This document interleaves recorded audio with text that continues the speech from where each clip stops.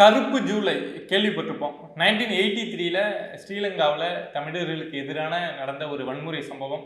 அதோட ஞாபகமா இன்னும் அந்த அனுசரிப்பு அப்படிங்கிறது ஜூலை மந்த் அப்படின்னாவே அது கருப்பு ஜூலை அப்படின்னு ஒரு நினைவா இதுவரைக்கும் அனுசரிச்சுட்டு இருக்கோம். அந்த அளவுக்கு 83ல ஜூலை மந்த் வந்து தமிழர்களுக்கு எதிரா இலங்கையில வந்து ஒரு வன்முறை நடந்தது. அதோட நீட்சியாக தான் அந்த ஈழப் போரே இருந்தது அப்படின்னு நம்ம புரிஞ்சுக்கலாம். ஆனா இன்னைக்கு நாம அங்க 83ல ஜூலைல என்ன நடந்தது அதை பத்தி பேச போறது கிடையாது. 82 ஜூலைல கர்நாடகாவுல தமிழர்களுக்கு எதிராக ஒரு பெரிய வன்முறை சம்பவம் நடந்திருக்கு. துப்பாக்கி சூடு நடந்திருக்கு. அங்க இருக்கக்கூடிய தமிழ் மக்கள் அந்த ஜூலை மாசத்தை ஒரு கருப்பு ஜூலையா தான் இதுவரைக்கும் பார்த்துட்டு இருக்காங்க. பட் அது வெளியில இருக்கக்கூடிய மக்களால இன்னும் பெருசா கவனிக்கப்படாததுனால அது வெளியில தெரியல. 82 ஜூலைல கோகாக் அறிக்கை அப்படின்னு ஒரு அறிக்கை வெளிவந்ததோட விளைவாக தமிழர்களுக்கு எதிராக கர்நாடகாவில் வாழக்கூடிய மற்ற மொழி பேசக்கூடியவங்களுக்கு எதிராக வந்த அந்த அறிக்கை காரணமாக ஒரு ஜூலை மாதம் ஒரு பெரிய துப்பாக்கிச்சூடு பெரிய கலவரமே நடந்திருக்கு. பட் அது வெளியில வரல. ஸோ அதை பத்தி இன்னைக்கு நம்ம பேசுவோம். இங்க கட்டாயம் தெரிஞ்சுக்க வேண்டிய விஷயம் அப்படிங்கிறது நிறையவே இருக்கு. டெய்லி ஏதாவது ஒன்று வெளியாகிட்டு தான் இருக்கு. அதை பத்தி பேசுறதுக்கு நான் ஸ்டார்ட் பண்ண சேனல் தான் பிரபா டாக்ஸ். நான் எதிர்பார்த்ததை விட உங்க சப்போர்ட் அப்படிங்கிறது ரொம்ப வேகமாகவே கிடைச்சிட்டு இருக்கு. சப்ஸ்கிரைப் பண்ணி டீமுக்குள்ள வாங்க, சேர்ந்து டிராவல் பண்ணுவோம். வீவர்ஸ் அனைவருக்கும் வணக்கம்.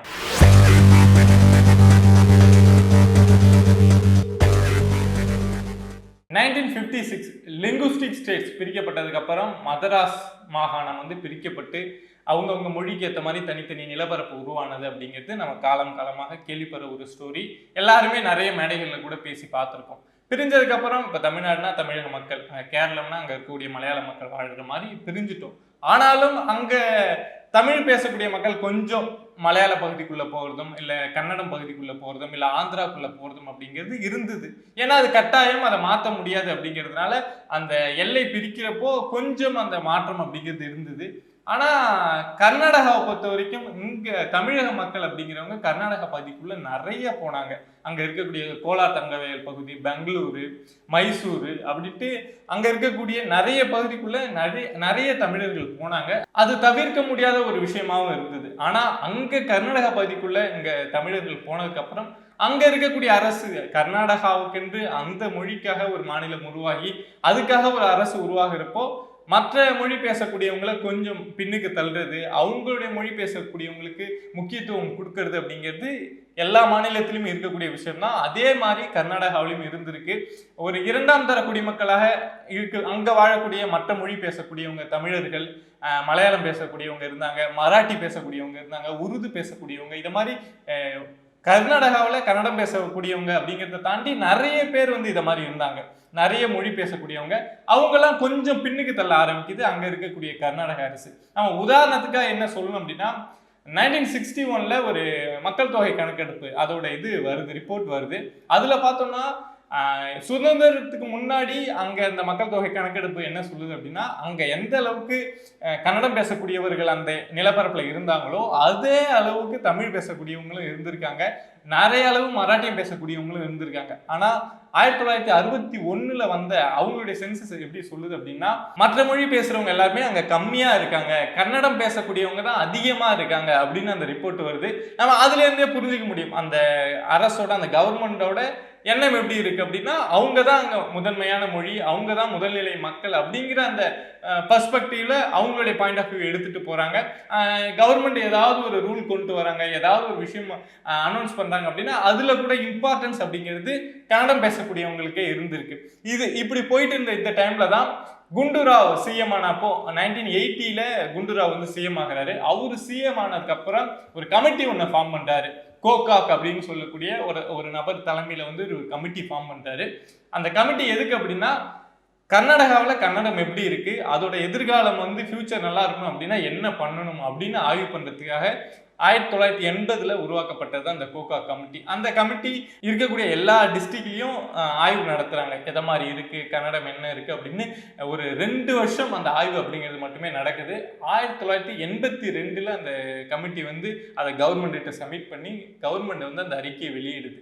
கோகாக் கமிட்டி வந்து இந்த விஷயம்லாம் சொல்லியிருக்கு, அதை நாங்கள் வந்து செய்ய போகிறோம் அப்படின்னு. அந்த கோகாக் கமிட்டி சொன்ன விஷயம் என்னென்னா, ஃபஸ்ட்டு கன்னடத்தை வந்து அங்கே வந்து மாநில ஆட்சி மொழியாக மாற்றணும் அப்படிங்கிறது. அது அங்கே வாழக்கூடிய மக்கள் அதோட உரிமை, அவங்களோட எண்ணத்தை பிரதிபலிக்குது.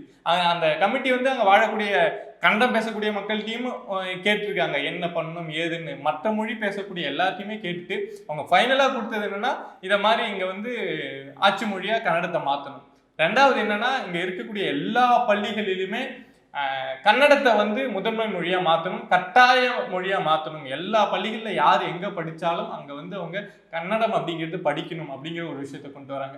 இன்னொரு விஷயம் என்னன்னா, அரசு வேலை இதை மாதிரி விஷயங்கள்ல வந்து யாரு கன்னடர்களோ இல்லை கன்னடம் படித்தவங்களோ அவங்களுக்கு முன்னுரிமை கொடுக்கணும். கன்னடர்களாகவும் இருக்கலாம், இல்லை அவங்க தமிழ் வழியா இருந்தாலும் சரி, கன்னடம் படிச்சிருந்தாங்க, கன்னடத்தை முதன்மை மொழியா எடுத்து படிச்சிருக்காங்க அப்படின்னா அவங்களுக்கு வந்து இம்பார்ட்டன்ஸ் கொடுக்கணும் அப்படின்னு ஒரு அறிக்கை.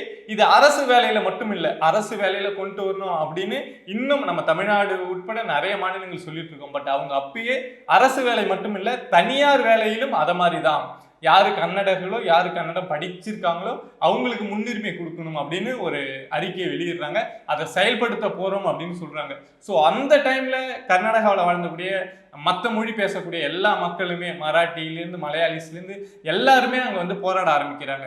அதாவது எங்களை வந்து நீங்க ரொம்ப ஒடுக்குறீங்க, எங்களுக்கு முக்கியத்துவம் கொடுங்க. ஏன்னா இதை மாதிரி ஒரு சட்டம் வருது அப்படின்னா அதுக்கப்புறம் ஒரு வேலையில போய் உங்களால எதுவும் வேலை செய்ய முடியாது, அவங்க வாழ்வாதாரம் அப்படிங்கிறது அதுக்கப்புறம் இருக்காது அப்படிங்கிறது தான் ஒரு உண்மை. ஸோ அதனால எல்லா மொழி மக்களும் போராட ஆரம்பிக்கிறாங்க. எங்க மொழிக்கு இம்பார்ட்டன்ட் கொடுங்க, நீங்க எங்களுக்கு இங்க தமிழ் பள்ளிக்கூடமே இல்லைன்னா நாளைக்கு எங்களுடைய பசங்களுக்கு, எங்களுடைய பேர பசங்களுக்கு தமிழே தெரியாது. ஸோ அதை மாதிரி ஒரு சூழல் வந்து ஒரு 20 வருஷத்துல உருவாயிடும். ஸோ அதை எதிர்த்து அப்படிங்கிறது எல்லா மொழி பேசுறவங்களும் போராடுறாங்க. இப்போ கர்நாடகாவில் கோலார் தங்கவயல்ல இது மாதிரி தமிழ் பேசக்கூடியவங்க அதிகமா இருக்காங்க, மைசூர்ல இருக்காங்கன்னா அவங்க அந்த ஏரியாவில் போராடுறாங்க. இன்னொரு பக்கம் எங்க மலையாளம் பேசக்கூடியவங்க அதிகமா இருக்காங்களோ அவங்க அந்த ஏரியாவில் அவங்க மொழிக்காக போராடுறாங்க. பட் கவர்மெண்ட் வந்து இதை முடிக்கணும், அதாவது இதை சட்டம் இல்லாமல் அமைதியாக இந்த விஷயத்தை எப்படியாவது செஞ்சு முடிக்கணும் அப்படின்னு நினைச்சிட்டு பேச்சுவார்த்தை நடத்தி மற்ற மொழிகள் பேசக்கூடிய எல்லாருக்கிட்டையுமே பேசி ஒரு சமரசம் அப்படிங்கிற முடிவுக்கு வந்து ஒரு அடித்தடி சின்ன இதுவோட முடிச்சிடுறாங்க மற்ற பிரச்சனைகள் எல்லாம். பட் தமிழர்கள் வந்து அந்த விஷயத்தை வந்து ஈஸியாக விடுறதாகவே இல்லை. அந்த பிரச்சனை அப்படிங்கிறது ரொம்ப பெருசாகுது.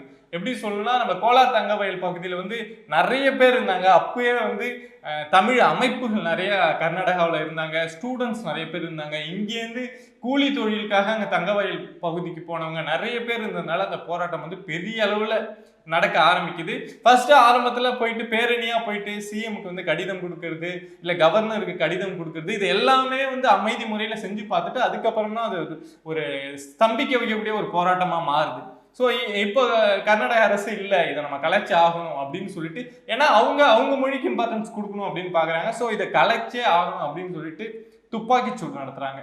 ஸோ அந்த துப்பாக்கி சூடில் அங்கே காயம்பட்டவங்க அப்படிங்கிறது பல நூறு பேர் சொல்கிறாங்க. இன்னும் அந்த கவர்மெண்ட் ரெக்கார்டு வந்து ஃபுல்லாக வெளியில் வரவே இல்லை. ஏன்னா இது நடந்தது 82, அங்கே கண்ட்ரோலில் இருக்கிறது எல்லாமே கர்நாடகன் கவர்மெண்ட் அப்படிங்கிறதுனால எந்த டேட்டாஸும் வெளில வரல. பட் ஒரு 4 பேர் மட்டும் முக்கியமாக அங்கேருந்து போயிருந்த தமிழ் உணர்வாளர்கள், அங்கே வேலை பார்த்தவங்க அப்படின்னு ஒரு 4 பேர் வந்து துப்பாக்கி சூட்டில் இறந்து போனது நிறைய பேர். பட் ஒரு 4 பேரை மட்டும்தான் ஒரு முக்கியப்படுத்தி இவங்க 4 பேர் தான்ப்பா இந்த துப்பாக்கி சூட்டில் இறந்து போனாங்க அப்படின்னு அரசே தெரிவிச்சிருந்தாங்க. ஸோ அந்த சம்பவம் வந்து அங்கே இருக்கக்கூடிய தமிழ் மக்களுடைய மனசில் வந்து அதுக்கப்புறமா அந்த போராட்டம் கலைஞ்சிடுச்சு, ஒன்றுமே இல்லாமல் போயிடுச்சு, கலைச்சிட்டாங்க அந்த துப்பாக்கி சூடுக்கு அப்புறம். பட் அதில் இறந்து போனாங்களே ஒரு 4 பேர், அவங்கள நினைவாக வச்சு அவங்கள அனுசரிக்கிற மாதிரி இன்னும் அங்கே இருக்கக்கூடிய மக்கள் வந்து அந்த ஜூலையில் நடந்த சம்பவம் அப்படிங்கிறது ஒரு கருப்பு ஜூலை அப்படிங்கிற மாதிரி தான் இன்னுமே அதை அனுசரிச்சுட்டு இருக்காங்க.